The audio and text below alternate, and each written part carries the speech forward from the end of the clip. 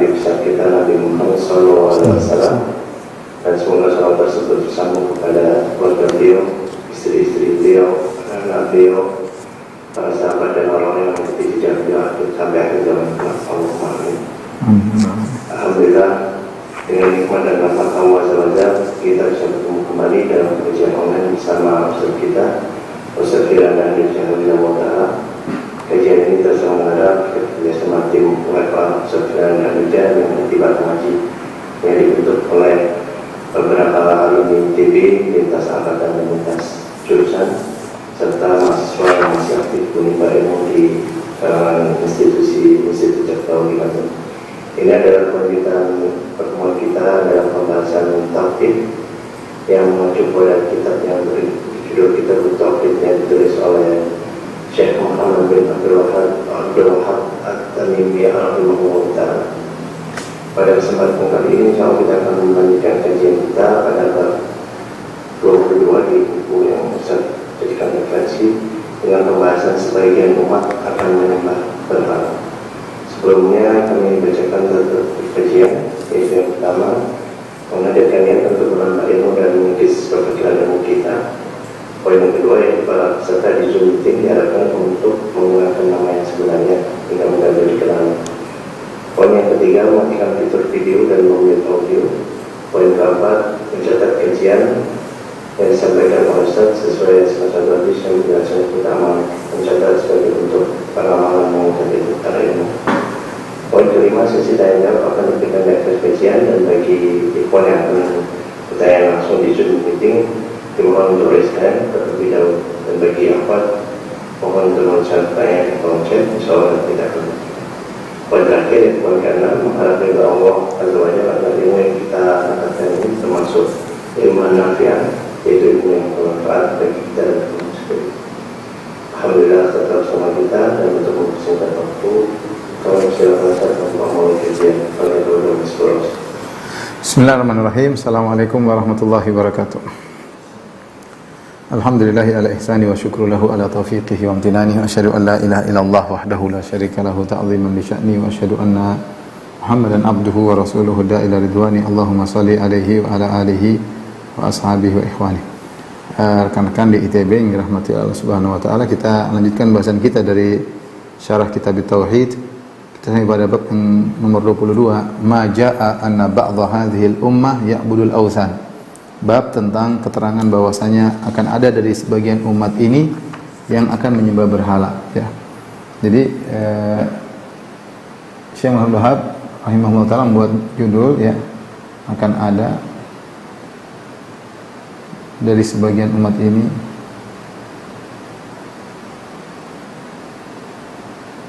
akan menyembah berhala, akan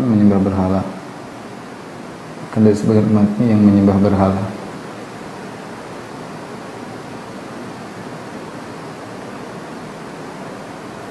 Hal di sini adalah al-awthan, ya.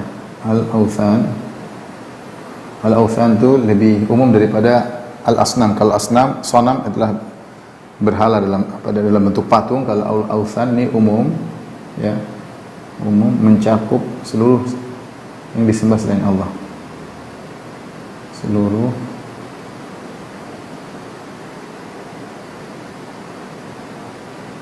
yang disembah selain Allah. Para syurrahu kitab Tauhid, para pensyarah kitab Tauhid menjelaskan kenapa Syekh Muhammad bin Wahab membuat bab ini. Apa tujuan bab ininya? Tujuan bab ini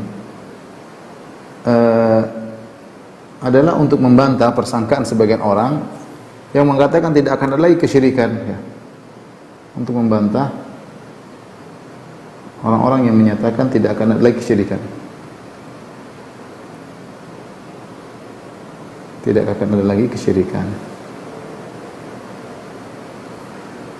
Sehingga mereka mencela, ya, dakwah Syekh Muhammad bin Wahab rahimahullah dan ahlu tauhid, seakan-akan kali ini berdakwah tentang tauhid syirik sudah tidak akan ada lagi. Ya.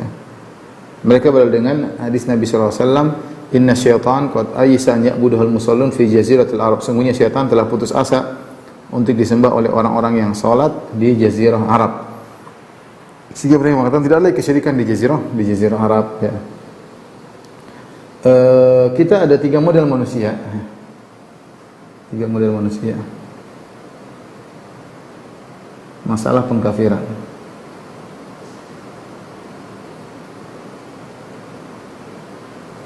Yang pertama, yang suka mengkafirkan.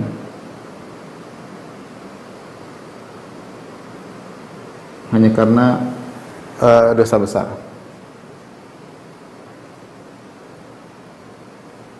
Padahal bukan kekufuran. Ini adalah kelompok apa? Khawarij. Al-Khawarij atau sekarang At-Takfiriyun. Takfiriyun.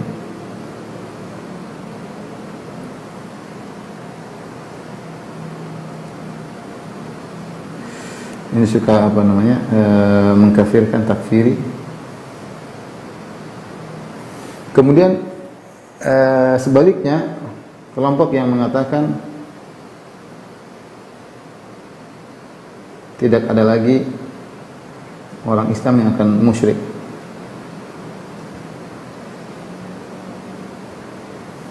Ya, inilah yang kelompok yang sedang dibantah oleh Syekh Manullah rahimahullah taala. Adapun ahlu sunnah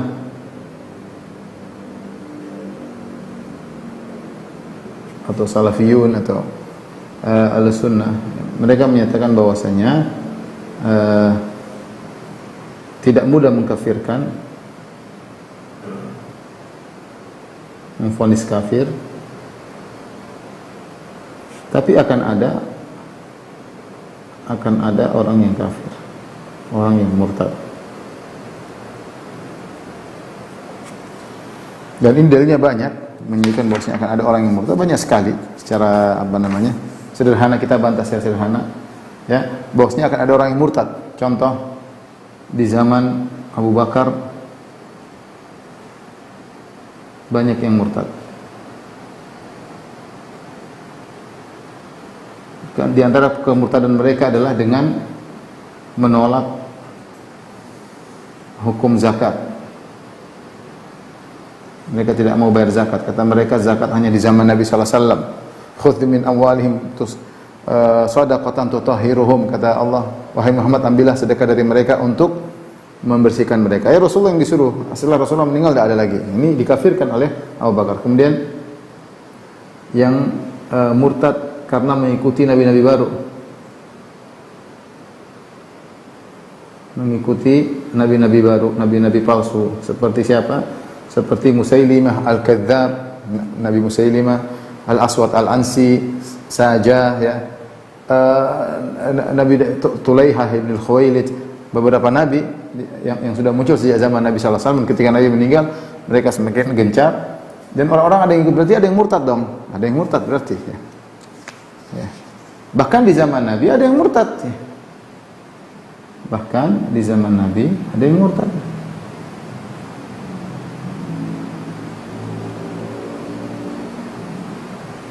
Di zaman Nabi ada yang murtad, ya. Kemudian di dalam buku-buku fikih 4 mazhab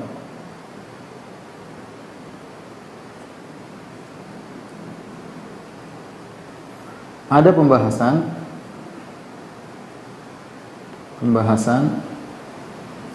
ahkamul murtad, ya, ahkam al-murtad, hukum-hukum terkait orang murtad. Kemudian mereka menyebutkan sebab-sebab kemurtadan. Dalam buku mazhab Syafi'i ada, dalam buku mazhab Maliki ada, dalam buku mazhab Hambali ada, paling banyak dalam buku mazhab Hanafi. Sebab-sebabnya banyak. Sampai ada yang mengatakan, kalau kita kumpulkan perkataan fuqaha, mereka menyebutkan puluhan sebab kemurtadan. Ketika mereka membahas ahkamul murtad, menunjukkan akan ada orang Islam yang murtad, makanya dibahas permasalahan tersebut, ya. Kemudian yang jadi masalah ini ada kelompok pertama, ya, kelompok kedua, kelompok ketiga. Jadi ahlu sunnah mengatakan kita tidak memvonis orang kafir secara gampang, tapi akan ada yang murtad. Kalau mereka memang sudah terjerumus dalam kekufuran, ya, setelah ditegakkan hujjah, izalatus syubhah, dihilangkan syubhatnya, iqamatul hujjah, ditegakkan hujjah, dia masih ngeyel, berarti dia kafir. Bukan, kita tidak seperti khawarij atau takfiriyun, ya, yang mengkafir-kafirkan dengan mudahnya, ya. Dan kita juga tidak seperti orang-orang yang menyatakan tidak ada orang Islam yang syirik. Ini banyak di antara mereka yang kuburiyun ya.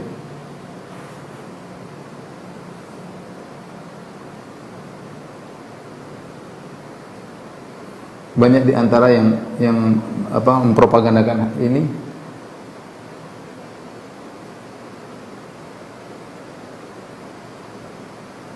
adalah kuburiyun.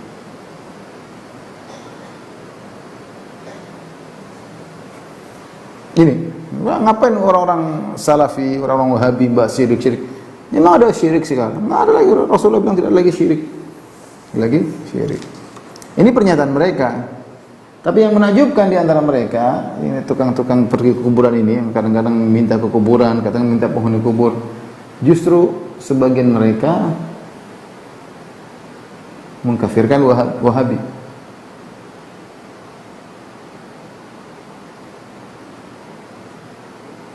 Salafiyin.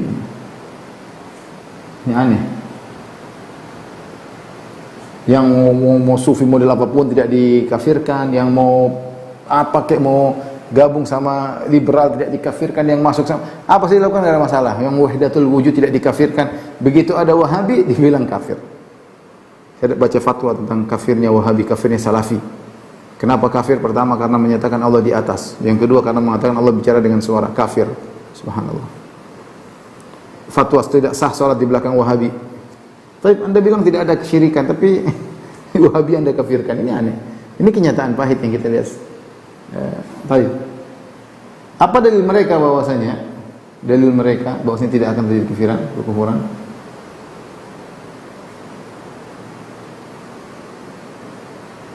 Rasulullah SAW bersabda, sabda Nabi, Inna syaitan qad aisa an ya'budahul musallin fi jaziratil Arab. Artinya syaitan putus asa untuk disembah oleh orang-orang yang sholat di jazirah Arab. Akan tapi walakin fi tahrishi bainahum, akan tapi syaitan tetap saja mengadu domba di antara kalian. Kata mereka jelas, syaitan sudah putus asa. Syaitan putus asa berarti tidak akan terjadi kesyirikan. Ya, bantahannya mudah. Bantahannya kita mengatakan pertama ini kan Nabi mengkhabarkan tentang hati syaitan. Bukan berarti kemudian dia putus asa terus-terusan. Ya, dia pernah putus asa karena melihat orang-orang masuk dalam Islam berbondong-bondong di zaman Nabi SAW. Ya. Ya, ini yang pertama. Tapi kemudian persangkaan dia putus asa tersebut tidak berlanjut, dia terus habis itu bekerja keras ya. Buktinya setan menggoda sampai hari kiamat. Dia atau tidak? Kalau dia putus asa zaman Nabi sudah putus asa tidak menggoda lagi. Kalau dia tidak menggoda lagi kita sudah selesai. Aman. Buktinya dia semakin jengkel, dia hanya sekedar sekejap dia putus asa. Setelah itu dia menggoda lagi sampai hari kiamat dia menggoda. Ya. Sampai hari kiamat dia menggoda. Kemudian di sini dikatakan untuk disembah oleh orang-orang yang salat. Orang yang salat sini maksudnya apa? Maksudnya para sahabat ketika itu. Bukan semua orang yang salat. Kita dunia ini ada orang yang salat murtad, ada kenyataan. Ya. Seperti itu ya. Jadi ini dijadikan dalil oleh mereka. Bilang yang untuk disembah di Jazirah Arab maksudnya orang-orang para sahabat yang mereka salat. Kemudian Nabi juga mengatakan di Jazirah Arab. Taruhlah hadis ini tidak ada kesyirikan Jazirah Arab, tapi akan dibantah, tetap ada. Ya kalau begitu di luar Jazirah Arab seperti Indonesia jelas tidak masuk dalam hadis ini, tidak masuk dalam hadis ini. Intinya ini sebab utama kenapa dibahas bab ini untuk membantah orang-orang yang mengatakan bahwasanya buat apa kalian dakwah tauhid, tidak ada gunanya karena kesyirikan sudah tidak akan ada muncul kembali. Tapi kita akan bahas, kita akan bahas dalil-dalil yang dibawakan oleh Syekh Muhammad Wahab rahimahullahu taala bahwasanya akan ada orang-orang yang melakukan kesyirikan. Ya, bahkan di Jazirah Arab. Tapi yang pertama saya bawakan tidak urut, saya bawakan hadis yang pertama sebagai pacuan kita atau acuan kita dalam pembahasan berikutnya.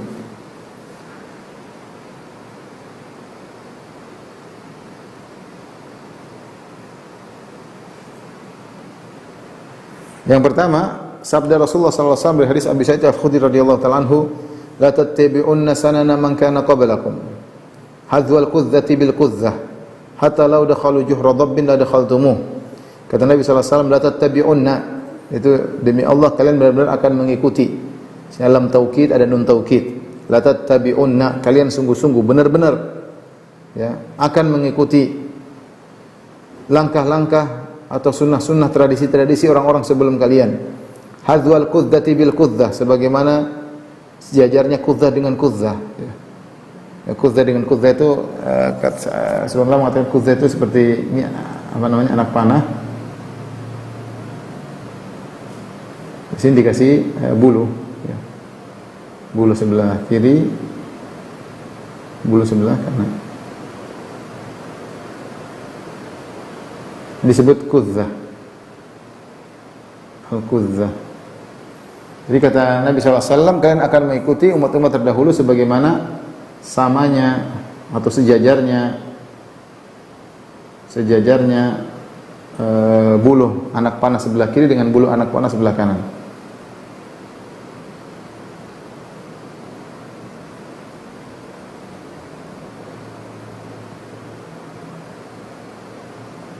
Sebelah kiri dengan bulu anak panah sebelah kanan.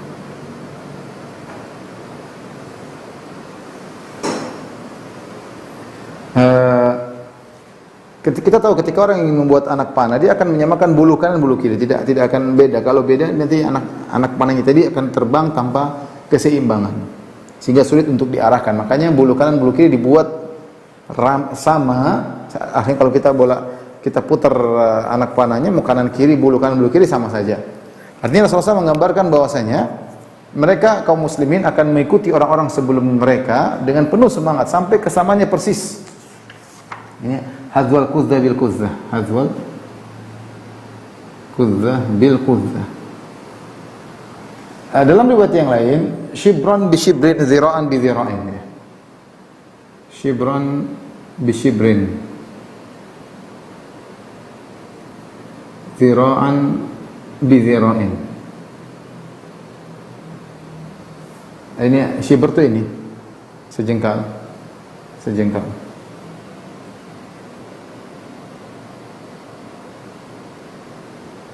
Kalau zira' sehasta. Maksudnya sama, ini salah penerjemahan. Diterjemahkan sejengkal demi sejengkal. Demi sejengkal. Sehasta demi sehasta. Ini salah terjemahan ya. Maksudnya kalau disebut dengan sejengkal, shibron itu plak-plak, maksudnya plak-plak, zira'an zira'in, plak-plak. Jadi maksudnya adalah sama persis.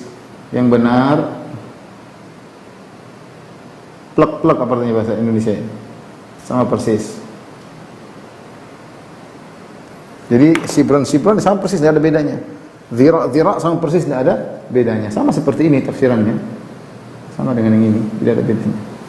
Jadi Rasulullah SAW menyebutkan tentang ujung dari pengikutan kaum muslimin terhadap orang-orang terdahulu. Sama persis.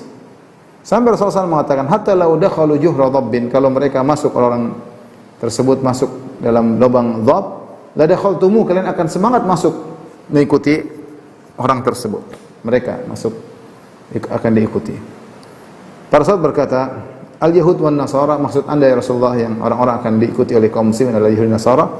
Kata Nabi sallallahu alaihi wasallam, "Faman idzan?" Siapa lagi kalau bukan mereka? Dalam riwayat yang lain, Al-Furs war Rum, ya. Apakah Persia Romawi? Kata Nabi sallallahu alaihi wasallam, "Faman, siapa lagi kalau bukan mereka? Wa manin nasi illa ulaik." Wa manin nasu illa ulaik. Siapa lagi kalau bukan mereka? Jadi disebutkan kita akan mengikuti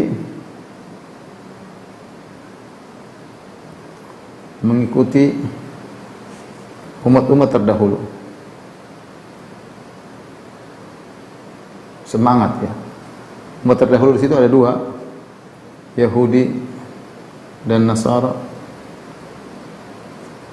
Yang kedua adalah Persia dan Romawi.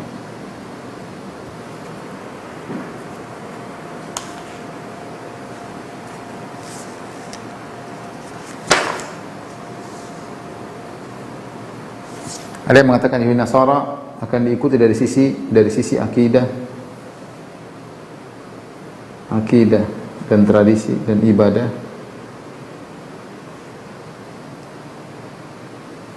Adapun versi Romawi dari sisi hukum dan politik diikuti. Hukum dan politik.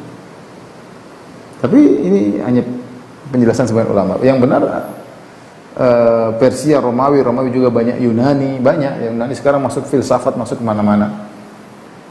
Tapi ini menunjukkan semangatnya kaum muslimin untuk mengikuti orang-orang terdahulu. Bahkan kalau masuk lubang dhab, kenapa disebut lubang dhab? Karena lubang dhab ini lubang yang sudah jorok, kemudian sempit, kemudian berkelak-kelok, sulit untuk dimasuki. Lubang cuma satu, tidak lubang masuk, lubang keluar. Jadi lubang masuk itulah lubang keluar juga. Jadi masuk keluar lagi sulit. Artinya kalau ada orang yang nekat masuk lubang yang sesulit itu akan diikuti oleh kaum muslimin. Karena mereka benar-benar plek-plek ketika meniru-niru. Makanya apapun dilakukan oleh Yahudi Nasara, pasti ada orang Islam yang mengikuti apapun. Sampai dalam keyakinan wahdatul wujud, meyakini Tuhan bersatu dengan Nabi Isa, itu Nasrani. Kaum muslimin lebih parah. Lebih parah meyakini bahwasanya Allah bersatu dengan alam semesta, madzhab wahdatul wujud. Kalau Nasara hanya membatasi Allah dengan Nabi Isa, madzhab wahdatul wujud mengeneralkan bukan hanya Allah bersatu dengan Nabi Isa, tapi bersatu dengan makhluk-makhluk juga yang lainnya. Ini lebih parah daripada Nasara ya.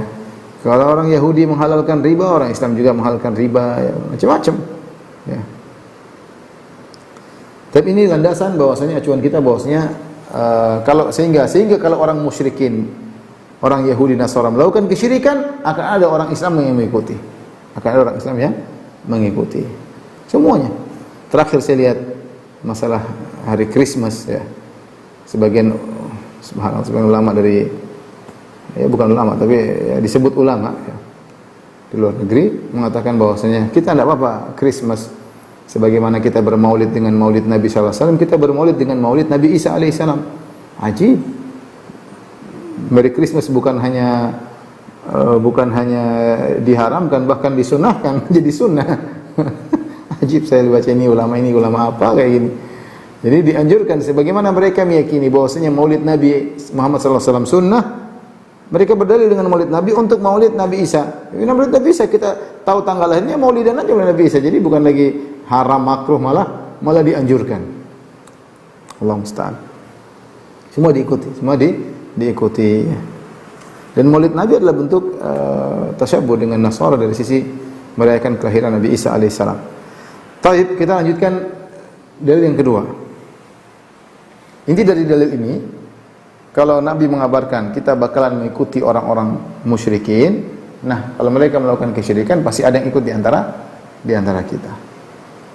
Pasti ikut di antara kita. Dalil kedua dalam surat An-Nisa ayat 51. Alam tara ilal ladzina utu nasiban minal kitabi yu'minuna bil jibti wat taghut wa yaquluna lil ladzina kafaru haula'i ahda minal ladzina amanu sabila. Tidakkah kamu memperhatikan orang-orang yang diberi bagian dari Alkitab, maksudnya orang Yahudi? Tidakkah kalian lihat orang-orang Yahudi? Yu'minuna bil jibti wat taghut. Orang Yahudi tersebut beriman kepada al-jib dan taghut. Al-jib itu maksudnya sihir, atau taghut maksudnya setan. Wa yaquluna lil ladzina kafaru, dan mereka orang Yahudi tersebut berkata kepada orang musyrikin Mekah, haula'i ahda minal ladzina amanu sabila. Kalian orang musyrikin Arab, orang-orang musyrik Mekah lebih benar jalannya daripada orang-orang beriman, daripada pengikut Muhammad. Jadi ayat ini menjelaskan tentang sifat Yahudi yang mudahanah, yaitu berbasa-basi sampai mengatakan kebatilan demi menyenangkan orang lain, membenarkan yang batil. Ketika orang-orang Yahudi dipimpin oleh Huyai bin Akhtab dan Ka'ab bin Ashraf, mereka datang dari Madinah pergi ke Mekah untuk memprovokasi orang-orang Mekah, Quraisy, untuk menyerang kota Madinah yang ketiga kali dalam perang Khandaq. Jadi mereka ini beberapa orang Yahudi provokasi kemana-mana, sampailah mereka mengajak orang-orang Quraisy untuk menyerang kembali kota Madinah dalam perang Khandaq, maka orang-orang Quraisy ingin tes mereka. Orang kafir Quraisy berkata, mana yang lebih baik, kami ataukah Muhammad? Kami ataukah agama Muhammad? Maka mereka berkata, kalian lebih baik daripada Muhammad. Muhammad suka memutuskan silaturahmi, kalian tidak. Padahal orang Yahudi tahu Muhammad itu kebenaran. Tapi demi untuk melegalkan apa yang mereka hendak tujui, maka mereka menghalalkan, menyatakan kaum musyrikin lebih buruk, lebih baik daripada kaum muslimin. Padahal mereka tahu penyembahan berhala adalah buruk. Ini adalah kaidah orang Yahudi, al-ghayah tubarrirul wasilah. Tujuan menghalalkan segala cara. Tujuan menghalalkan segala cara. Akhirnya Allah tegur, kata Allah, alam tara ilal ladzina utu nasiban minal kitab. Tidakkah kalian lihat orang yang diberi bagian dari Alkitab, maksudnya orang Yahudi. Yu'minuna bil jibti wa taghut. Di antara ciri-ciri mereka beriman kepada jibt, kepada sihir, wa taghut, beriman kepada setan atau kepada dukun. Wa yaquluna lil ladzina kafaru. Dan mereka berkata kepada orang kafir Quraisy, haula'i ahda minal ladzina amanu sabila. Kalian ini lebih baik daripada Muhammad. Muhammad memutuskan silaturahmi, kalian tidak. Padahal mereka tahu bahwasanya Muhammad lebih baik. Bahkan mereka menunggu-nunggu kedatangan Nabi Muhammad SAW. Hanya saja Nabi Muhammad SAW bukan dari ras mereka. Akhirnya mereka tidak beriman. Tapi apa sisi pendalilan ayat ini? Sisi pendalilannya mudah. Allah Subhanahu Wa Taala menyebutkan sifat orang-orang Yahudi, ya, yu'minuna bil jibti wat taghut. Mereka beriman kepada sihir dan syaitan. Taghut syaitan, taghut juga dukun. Nah, kalau Allah menyatakan bahwasanya ada ahlul kitab, Yahudi atau Nasrani yang beriman kepada sihir, maka akan ada umat Islam yang mengikuti. Karena sudah kasih kita mukaddimah, Rasulullah mengabarkan mereka akan mengikuti orang-orang musyrikin sama persis seperti tangan kanan tangan kiri, hasta kanan dengan hasta kiri, sampai kalau mereka masuk lubang tutup akan ada yang ikuti. Artinya semangat untuk mengikuti orang terdahulu sangat besar pada kaum ini. Ya, pada kaum ini. Makanya ada sebagian saya baca makalah yang mengatakan seluruh penyimpangan kaum Nasrani dan Yahudi akan ada umat Islam yang mengikuti. Dan ada penyimpangan umat Islam yang tidak diikuti oleh Yahudi Nasrani. Tapi asal muasal penyimpangan yang ada pada Yahudi Nasrani diikuti oleh orang-orang Islam. Banyak kalau kita mau sebutkan contoh-contohnya. Ya. Agama Islam yang terkontaminasi dengan Nasara. Nah, ketika Allah menyebutkan bahwasanya yu'minuna bil jibti wa taghut, mereka beriman kepada sihir dan taghut. Taghut bisa artikan syaitan, taghut bisa artikan dukun. Maka akan ada orang Islam yang mengikutinya dan sudah mengikutinya, ya. Berapa banyak umat Islam percaya sama sihir? Betapa banyak umat Islam yang datang kepada dukun? Betapa banyak umat Islam yang mengikuti syaitan? Ini semuanya adalah tradisi Yahudi yang diikuti oleh kaum muslimin. Baik, dalil yang ketiga, qul hal unabbi'ukum bi syarrin min dzalika mathubatan indallah. Ingat, pembahasan kita adalah membuktikan bahwasanya akan ada orang-orang melakukan kesyirikan. Sehingga kita dakwah tauhid harus gencar. Jangan kita termakan propaganda yang mengatakan tidak lagi orang musyrik, enggak ada. Sudah, enggak usah ngapain dakwah tauhid, intinya memecah belah umat, enggak perlu, enggak ada lagi kesyirikan. Di antara dalil membantah akan hal ini firman Allah Subhanahu wa taala surat Al-Maidah 60, qul hal unabbi'ukum bi syarrin min dzalika mathubatan indallah. Maka aku kabarkan kepada kalian tentang orang-orang yang lebih buruk pembalasannya dari orang-orang fasik di hadapan Allah. Man la'anahu Allah. Siapa orang yang paling buruk ini adalah orang yang dilaknat oleh Allah. Wa ghadiba alaihi, dan dimurkai oleh Allah. Wa ja'ala minhumul qiradatal khanazir, dan mereka dijadikan sebagian mereka oleh Allah jadi monyet-monyet dan babi-babi. Wa abadat taghut, dan ciri-ciri mereka menyembah taghut. Ulaika syarrum makana wa adallu an sawa'i sabil. Mereka adalah umat yang terburuk kedudukannya dan paling sesat dari jalan yang lurus. Ini adalah kembali lagi Allah menyebutkan tentang sifat-sifat Bani Israel, sifat Yahudi. Yahudi itu sifat-sifatnya adalah wa abadat taghut, mereka beribadah kepada taghut. Nah, kalau Allah sudah sebutkan sifat Yahudi beribadah kepada taghut, akan ada dari umat Islam yang seperti itu, percaya kepada dukun, tukang sihir dan yang lainnya. Dan yang lainnya. Orang-orang Yahudi, ya, mereka sombong ketika ketemu Nabi SAW. Kata mereka, kami adalah sya'bullahil mukhtar, kami adalah golongan yang terpilih oleh Allah Subhanahu wa taala. Ya. Dan mereka memuji-muji ras mereka, terutama dalam kitab Talmud. Mereka menganggap bahwasanya manusia yang diciptakan selain mereka kedudukannya seperti hewan. Cuma mereka diciptakan mirip manusia bentuknya agar bisa melayani orang-orang Yahudi. Mereka meyakini ya seperti itu. Jadi mereka menganggap mereka adalah yang terbaik. Maka Allah bantah, Allah suruh Nabi membantah. Qul hal unabbiukum bisyarrin min dzalika. Maukah aku kabarkan lebih buruk daripada ini semua? Yaitu nenek moyang kalian. Man la'anahullah, nenek moyang kalian dulu ada yang dilaknat oleh Allah. Wa ghadiba alaihi, dimurkai oleh Allah. Wa ja'ala minhumul qiradah wal khanazir. Di antara nenek moyang kalian ada yang dijadikan al-qiradah yaitu monyet, wal khanazir babi-babi. Di antara sifat mereka adalah wa abadat tagut. Mereka itu menyembah tagut. Jadi kita tahu kisah bagaimana kaum Yahudi berubah menjadi monyet ya. Yang Allah sebutkan dalam beberapa ayat, di antaranya dalam surat Al-Baqarah, wa laqad alimtumul ladzina atadaw minkum fis sabti faqulna lahum kunu qiradatan khasiin. Sungguh kalian telah mengetahui kesalahan nenek moyang kalian yang dilakukan pada hari Sabtu, dan kami katakan kepada mereka kunu qiradatan khasiin, jadilah kalian kera-kera yang hina. Allah sebut dalam surat Al-A'raf 163, kata Allah, was'aluhum 'anil qaryati allati kanat hadiratal bahri idh ya'duna fis sabti idh ta'tihim hitanuhum yawma sabatihim syurra'a wa yawma la yasbituna la ta'tim kadzalika nabluhum bima kanu yafsukun. Kata Allah, tanyakanlah kepada orang Yahudi yang membanggakan nenek moyang mereka tentang sebagian cerita nenek moyang mereka di sebuah negeri di pinggiran pantai. Ya. Tatkala mereka melakukan pelanggaran pada hari Sabtu. Ya. Kenapa Allah melarang mereka untuk bekerja pada hari Sabtu? Sementara pada hari Sabtu, ista'tihi tan yaum sabatim syurra'a. Ketika hari Sabtu ikan-ikan datang sangat banyak, bahkan terapung-apung di permukaan air. Ikannya seperti nantang, ingin ditangkap. Itu hari Sabtu. Tapi mereka dilarang untuk menangkap. Wa yauma la yasbituna la ta'tim. Adapun selain hari Sabtu, ikan-ikan enggak ada yang datang. Kadzalika nabluhum bima kanu yafsukun. Kami uji mereka atas kefasikan mereka sebelumnya. Allah uji mereka, dilarang ngambil ikan hari Sabtu, tapi hari Sabtu ikan banyak. Hari Minggu, Senin, Selasa, Rabu, Kamis, Jumat ikan sedikit atau hampir tidak ada. Nah, bagaimana cara mereka mendapat ikan? Akhirnya mereka melakukan hilah, tipuan, trik. Ikan muncul hari Sabtu. Hari Jumat, sebagian mereka ada yang menggali lubang di pinggiran pantai. Nggak dibikin apa? Dibikin lubang aja, bikin lubang. Lama-lama hari Sabtu, kemudian air pasang, ikan-ikan sampai ombak sampai ke pinggir, sebagian ikan nyantol di lubang-lubang tersebut, tidak bisa keluar lagi. Nyantol di lubang-lubang, ada ombak datang, ikannya nyantol, kemudian tidak bisa. Kemudian satu orang boleh ambil makan. Dia ngambilnya hari Minggu, bukan hari Sabtu. Karena Sabtu dilarang bekerja, ngambilnya hari Minggu. Pasang perangkap hari Jumat, ngambilnya hari Ahad.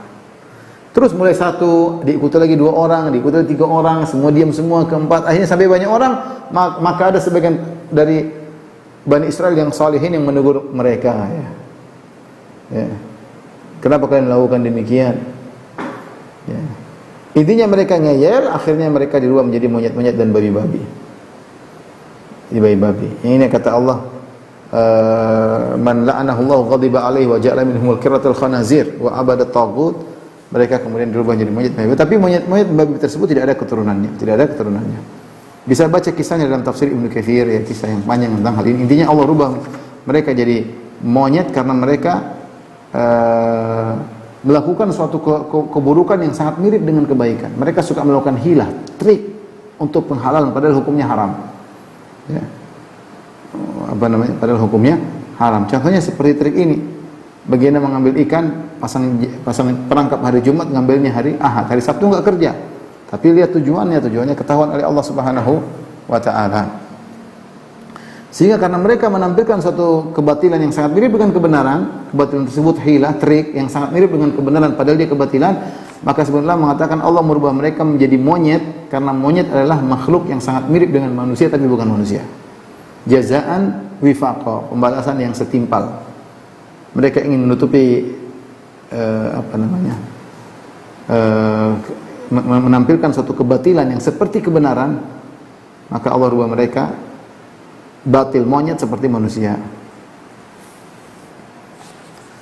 Dan di antara sifat-sifat mereka ini yang dirubah jadi monyet dan babi-babi, wa abadat tagut, mereka beribadah kepada tagut, mereka beribadah kepada syaitan, mereka beribadah kepada jin, mereka beribadah kepada dukun atau percaya kepada dukun. Nah, kalau Allah kabarkan orang Yahudi akan ada yang sudah pernah ada yang beriman kepada tagut, maka orang Islam pun akan ada yang melakukan demikian. Dalil berikutnya, dalil yang keempat, Allah Subhanahu wa taala berfirman, qala alladziina ghalabu ala amrihim lanattakhidanna 'alaihim masjida. orang-orang yang berkuasa, qala alladziina ghalabu, orang-orang yang berkuasa atas urusan mereka berkata, lanattakhidanna 'alaihim masjidah, berkata kepada ashabul kahfi yang meninggal atau hilang dalam gua tersebut, lanattakhidanna 'alaihim masjidah, kami akan bikin masjid di atas gua tersebut. Kisah ashabul kahfi ma'ruf, ashabul kahfi yang mereka tidur selama 309 tahun. Kemudian karena lari dari kejaran seorang raja, mereka lari, kemudian mereka tidur, sembunyi, tidur. Ternyata mereka tidurnya bukan 1 tahun, 100 tahun, bahkan mereka tidur 309 tahun. Walhasil akhirnya mereka ketahuan, akhirnya mereka pun kembali setelah 300 tahun mereka sadar, mereka sudah melihat kondisi semua sudah berubah. Rumah-rumah sudah berubah, pasar-pasar sudah berubah, pohon sudah berubah, orang-orang sudah berubah. Sampai akhirnya mereka pun ketahuan bahwasanya mereka orang-orang saleh. Akhirnya datanglah penguasa. Tatkala melihat gua mereka, penguasa berkata, lanattakhidanna 'alaihim masjidah, kami akan jadikan kuburan di atas jadikan masjid di atas kuburan mereka, ya. Jadikan masjid di atas mereka, lanattakhidanna 'alaihim masjidah. Ini Allah Subhanahu wa taala mengkisahkan tentang kebiasaan orang-orang terdahulu. Ada yang mengatakan ashabul kahfi ini di zaman murid-murid Nabi Isa, di zaman kaum Nasara. Ada yang mengatakan ashabul kahfi ini adalah di zaman kaum orang-orang Yahudi. Intinya adalah ahlul kitab. Ahlul kitab. Dan di antara kebiasaan penguasa ahlul kitab zaman dahulu, yaitu mereka membangun kuburan di atas orang-orang saleh. Dan ini sebagaimana yang Allah sebutkan atau Nabi SAW sebutkan tentang pernyataan Ummu Salamah. Ummu Salamah ketika dia berhijrah ke negeri Habasyah, dia bertanya kepada Nabi tentang gereja yang dia lihat, dan di situ ada gambar-gambar patung-patung. Maka Nabi jelaskan, inna ulaika idza kana fihim rajulus salih famata banu ala qabri masjidan. Mereka itu kebiasaan orang Nasara, kalau ada orang saleh meninggal di antara mereka, dibangunlah kuil ibadah di atasnya, ya.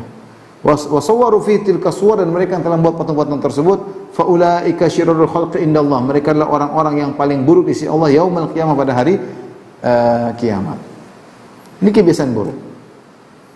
Ya, kebiasaan buruk. Nah, kalau Syekh Abdullah ingin mengatakan, kalau ada orang-orang Nasara yang biasa membuat kuburan di atas orang soleh dan akhirnya mengantarkan pada peribadatan kepada orang soleh tersebut, maka akan ada umat Islam yang seperti ini. Sekarang terjadi umat Islam. Orang soleh kemudian di semen, kemudian dikapur, dikasih nama, dikasih lampu, dikasih kelambu, dikasih kubah, masya Allah, kayak masjid persis. Kayak masjid kasih ada kubahnya, ada kubahnya. Justru mereka berdalil dengan ayat ini, kata mereka, lihat Allah sebutkan bahwasanya para pembesar-pembesar tersebut yang bangun masjid di atas kuburan ashabul kahfi. Kita bilang bantahan bahwasanya Allah hanya mencerita dan Allah tidak dalam rangka sedang mendukung pernyataan orang-orang pembesar tersebut. Justru isyarat dari Allah, qala alladziina ghalabu ala amrihim, berkatalah orang-orang penguasa, ya, dan namanya penguasa biasanya melakukan perbuatan yang tidak sesuai, semena-mena, ya. Tidak benar, ya. Ya, penguasa demikian, ya. Dan dalam Al-Qur'an banyak Allah menyebutkan penguasa yang sombong-sombong, seperti Allah berfirman tentang kaum Nabi Nuh, kata Allah, qalal mala'u min qaumihi, berkata penguasa-penguasa dari kaumnya, inna lanaraka fi dhalalim mubin, Nuh, kau dalam kesesatan yang nyata. Lihat dalam kaum Hud, kata Allah, qalal mala'u alladziina kafaru min qaumihi inna lanaraka fi safaha, berkata orang-orang kafir, al-mala' yaitu penguasa-penguasa kafir dari kaum Nabi Hud yang berkata, inna lanaraka fi safaha, menurut kami engkau dalam kebodohan wahai Hud. Demikian juga dalam dalam kisah Nabi Syuaib, ya. Nabi Saleh.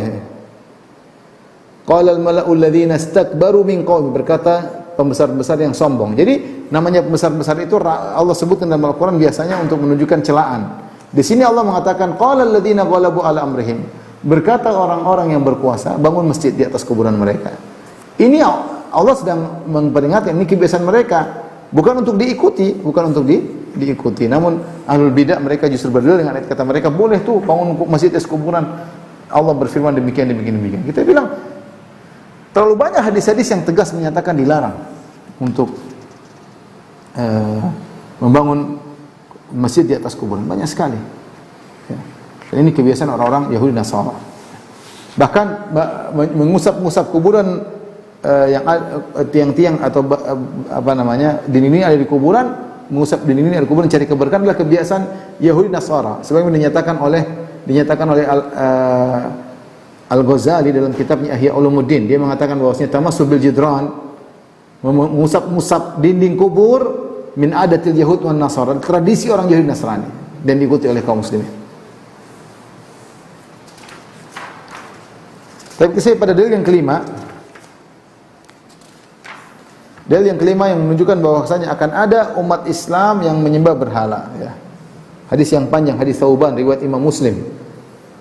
Hadis Thauban radhiyallahu anhu bahwasanya Rasulullah SAW bersabda, "Innallaha zawaliyal arda." Allah telah melipatkan bumi untukku. Jadi Allah hadirkan bumi di hadapan Nabi. Fara'aitu masyariqaha wa magharibaha. Aku pun melihat timur bumi dan juga baratnya bumi. Wa inna ummati sayablugu mulkuha ma zuwiya li minha. Dan kerajaan kekuasaan umatku akan diperluas oleh Allah sampai sesuai dengan apa yang aku lihat, diperlihatkan oleh Allah. Ya Allah perlihatkan kekuasaan engkau sampai sekian di kemudian hari. Wa u'titu kanzain, dan aku telah diberi dua simpanan yang berharga. Al-ahmar wal abyad, merah dan putih, maksudnya adalah Imperium Persia dan Romawi. Wa inni sa'altu rabbi li ummati alla yuhlikaha bi sanatin bi'amah. Dan aku telah berdoa kepada Allah agar umatku tidak dibinasakan gara-gara musim paceklik selama setahun kemudian binasa atau mendapatkan musibah paceklik yang berkepanjangan.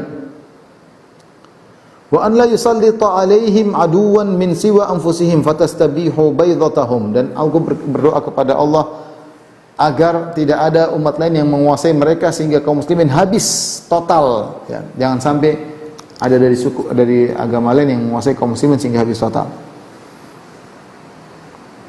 Karena kalau sampai, ya, jangan sampai, ya, wa alla yusallitu alaihim aduwan min siwa anfusihim, jangan sampai Allah membuat mereka dikuasai oleh musuh dari selain mereka sendiri. Fa yastabihu baydatahum, akhirnya musuh tersebut menghancurkan mereka dari seakar-akarnya. Wa inna rabbika, dan Rabbku Allah Subhanahu wa taala berkata, ya Muhammad, inni idza qadaitu qada'an fa innahu la yurad. Wahai Muhammad, sungguhnya aku kalau sudah memutuskan suatu perkara tidak akan ditolak. La mu'aqqiba li hukmi, tidak ada yang bisa menolak keputusan Allah. Wa alla usallita alaihim aduwan min siwa anfusihim wastabiha baydatahum, ya. Allah kabulkan. Inni utika li ummatika an la ahlikahum bi sanatin bi'amah. Wahai Rasulullah SAW, aku akan kabulkan permohonanku yang pertama, yaitu aku tidak akan binasakan umatmu dengan musim paceklik yang berkepanjangan. Dan aku tidak akan membinasakan, menjadikan mereka dikuasai oleh musuh selain dikuasai oleh mereka sendiri, sehingga hancurlah mereka.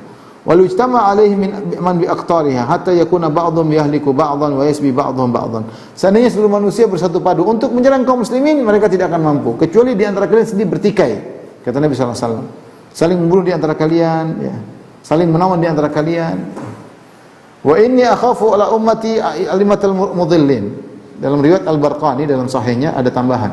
Sungguhnya aku khawatirkan atas umatku adalah imam-imam yang menyesatkan. Imam-imam menyesatkan bisa dua, ada imam duniawi menyesatkan umatnya, menyesatkan rakyatnya. Ada imam yang maksud imam agamis, maksudnya seperti aliran-aliran yang menyimpang, ya. Menyesatkan umat, menyesatkan manusia. Lihat bagaimana ulama-ulama su', ya, yang merusak. Dan kerusakan yang diakibatkan berkaitan dengan agama lebih buruk daripada kerusakan terkait dengan masalah dunia. Orang kena syubhat, pikiran macam-macam, ya. Dirusak oleh para tokoh-tokoh ini, tokoh-tokoh penyesat. Wa idza waqa'a 'alaihimus sayfu lam yurfa ila yaumil qiyamah. Kalau sudah jatuh pertumpahan darah tidak akan diangkat selama-lamanya. Kata para ulama sejak zaman Utsman, ketika Utsman dibunuh, fitnah terus berlanjut sampai sekarang, ada Syiah dan Sunnah. Wala taqumus sa'a, perhatikan, tidak akan tegak hari kiamat hatta yalhaqa hayyun min ummati bil musyrikin. Tidak akan tegak hari kiamat sampai ada sekelompok dari dari umatku yang mengikuti orang musyrikin, mengikuti agama mereka atau ikut pindah rumah dengan mereka. Wa hatta ta'budu fi amun min ummatil awthana, sampai ada sekelompok jamaat yang menyembah berhala. Menyembah berhala atau menyembah sesembah selain Allah. Jadi Nabi mengabarkan akan ada orang musyrik. Kemudian Nabi mengatakan, wa innahu sayakunu fi ummati kadzabun thalathun, sungguhnya akan dari umatku ada 30 pendusta. Kulluhum yazumu annahu nabi, masing-masing mengaku mereka sebagai nabi. Wa ana khatamun nabiyyin, aku penutup para nabi. La nabiyya ba'di, dan tidak ada nabi setelahku. Wala tazalu ta'ifatun min ummati 'alal haqqi mansura, senantiasa sekelompok dari umatku yang berpegang teguh di atas kebenaran pasti akan ditolong. Wala yadhurru man khadalahum, dan mereka tidak akan tersiksa ketika ada orang meninggalkan mereka. Wala man khalafahum, demikian juga mereka ya tidak akan mendapat mudarat terhadap orang-orang yang menyelisih mereka. Hatta ya'tiya amrullahi tabaraka wa ta'ala, sampai Allah mendatangkan keputusannya. Di sini jelas bahwasanya Rasulullah SAW mengabarkan akan ada umat dari Jazirah Arab ini akan menyembah berhala, akan ada, dan akan ada yang mengikuti orang musyrikin. Ini menunjukkan bahwasanya akan ada kesyirikan meskipun di Jazirah Arab. Dan Nabi kabarkan akan ada 30 orang mengaku sebagai nabi. Nah, kalau setiap nabi ini punya pengikutnya, berarti ada yang murtad.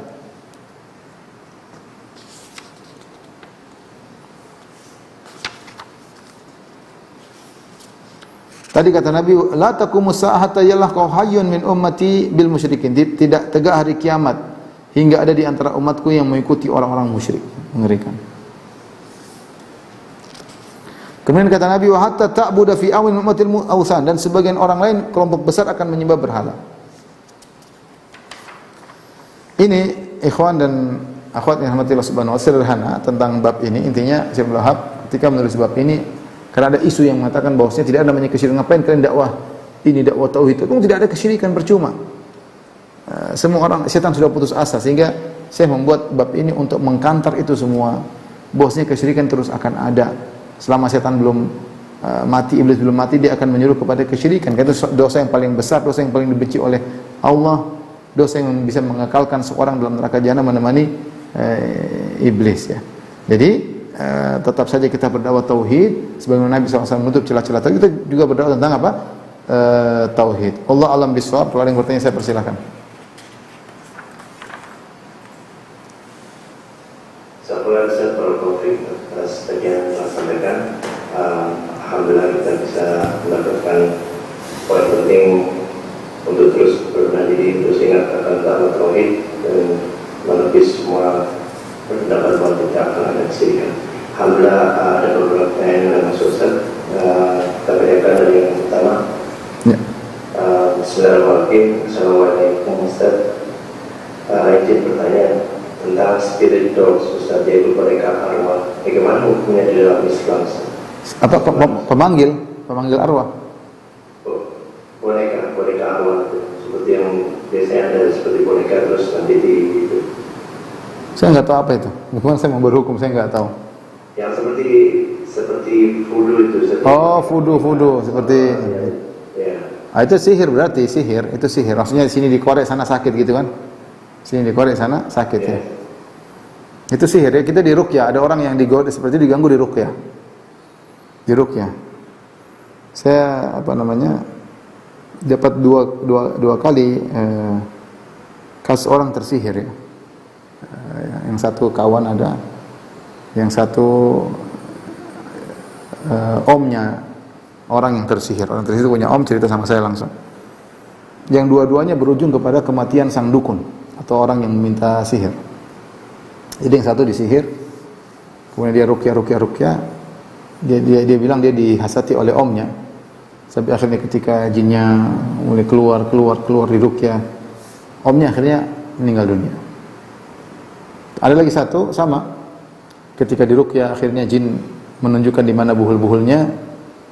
Kata orang tersebut, ikhwan tersebut, dia cerita akhirnya kita ketemu buhul-buhulnya.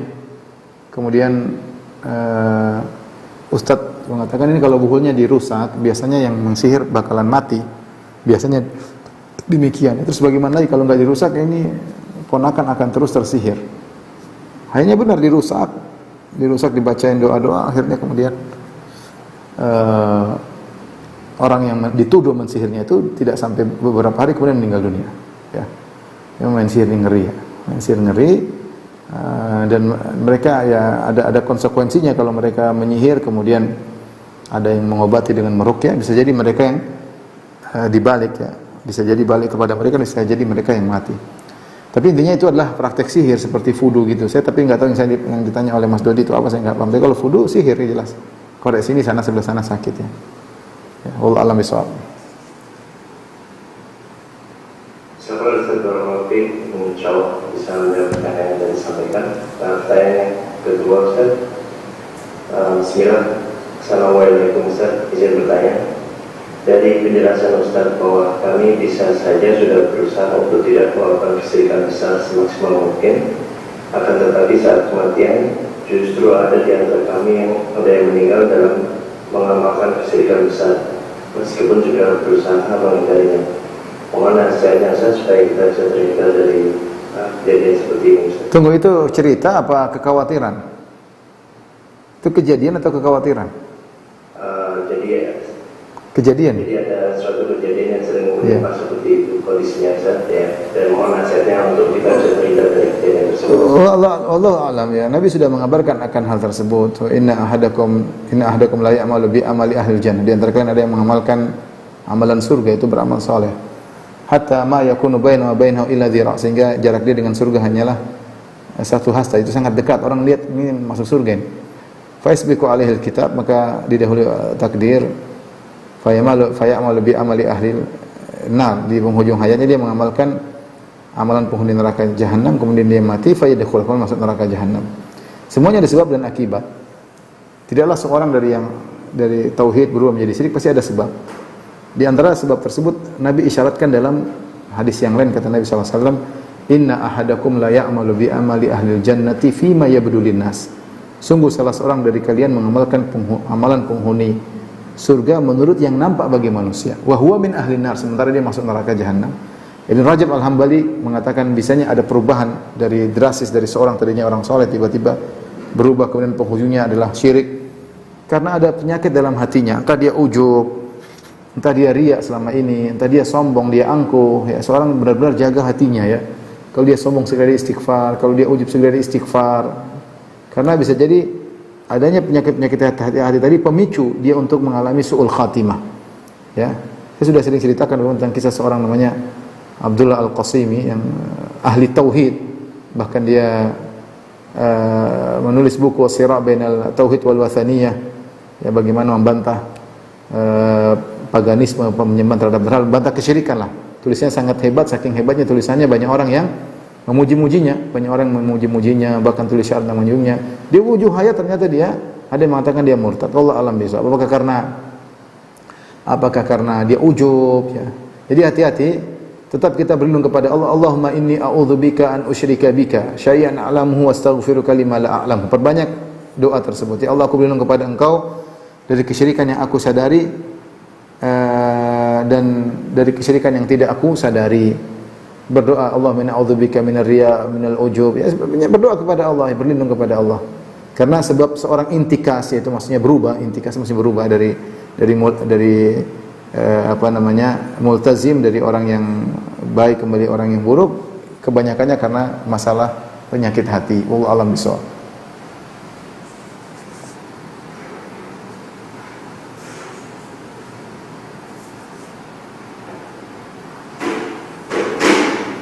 Ustaz, berkonflik ada yang presiden tadi tentang nama mungkin yang dia sebutkan dulu. Pada pagi yang mau saya langsung mohon sebutkan namanya. Assalamualaikum Ustaz. Waalaikumsalam. Dari Riau. Kalau gitu pertanyaannya Ustaz. Di ayat wa'abadat tauhid di sini tentang Bani Israil tadi, apa bentuk mereka ibadat tauhid ini mentaati perintah Nabi Ustaz? Dan apakah juga dosa yang menyebabkan azab ini yaitu syiriknya itu ibadat tauhid dan dosa besar tadi yang hari Sabtu itu Ustaz? Iya. Wallahu a'lam bishawab. Bentuk mereka wa abadut tagut, mereka menyembah tagut maksudnya apa? Tapi tagut kan memang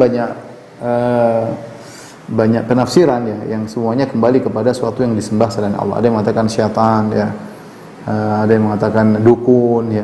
Dan memang orang-orang Yahudi terkenal dengan sihir, terkenal dengan mereka pakar-pakar sihir. Bahkan yang menyihir Nabi adalah Lubayd bin Al-A'sam al-Yahudi, yang menyihir Nabi juga seorang Yahudi. Mungkin sampai sekarang pakar-pakar sihir juga orang Yahudi. Jadi bisa jadi penyembahan terhadap tagut adalah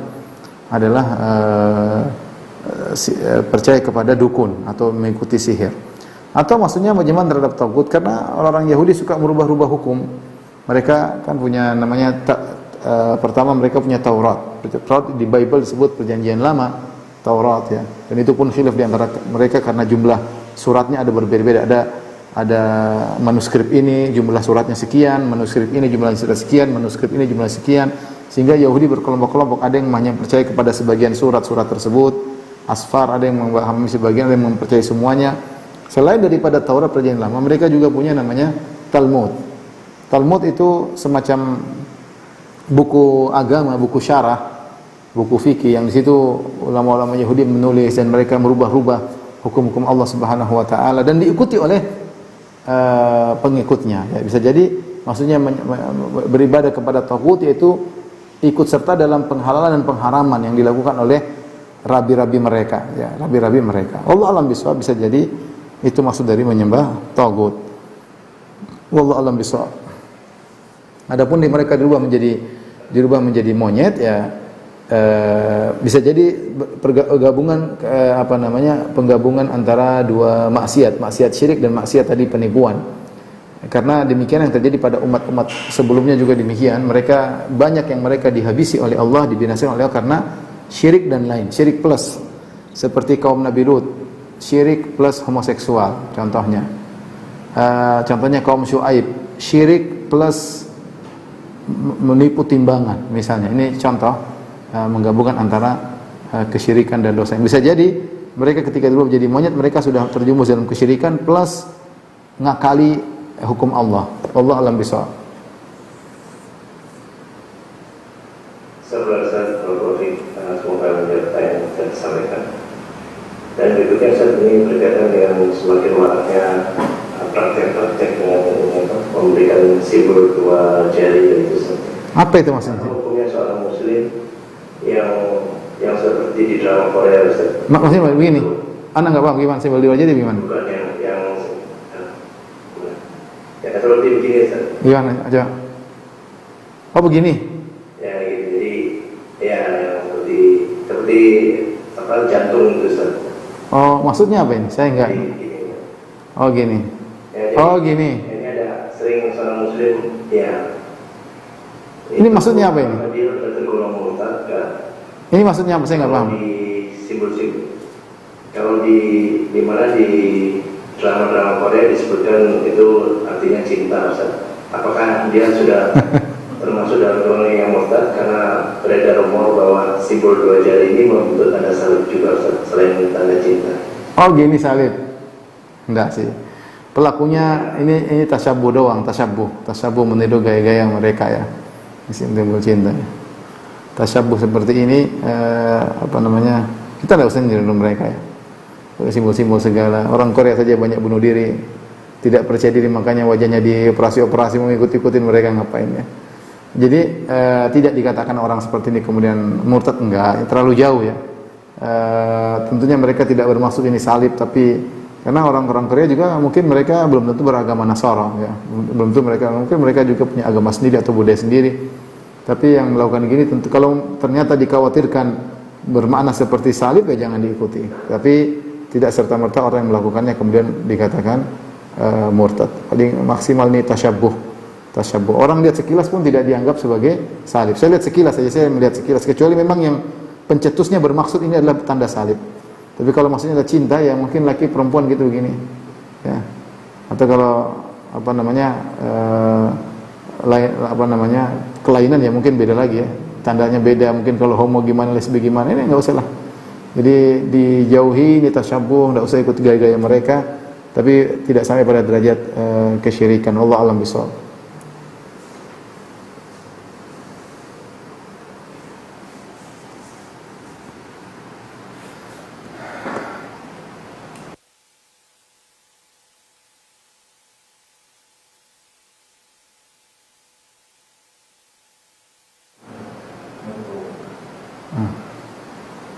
Tapi sepertinya Mas tadi ada masalah ya. Mungkin di chatting ada ini. Di chatting ada pertanyaan? Kalau nggak ada, oh nggak ada kayaknya. Mungkin ada masalah Mas Dodi. Tapi demikian saja kajian kita, ikhwan-ikhwan, rekan-rekan di TV yang dirahmati Allah Subhanahu wa taala. Insyaallah kita lanjutkan pada kesempatan yang lain. Kurang lebih saya mohon maaf. Wabillahi taufiq wal hidayah. Assalamualaikum warahmatullahi wabarakatuh.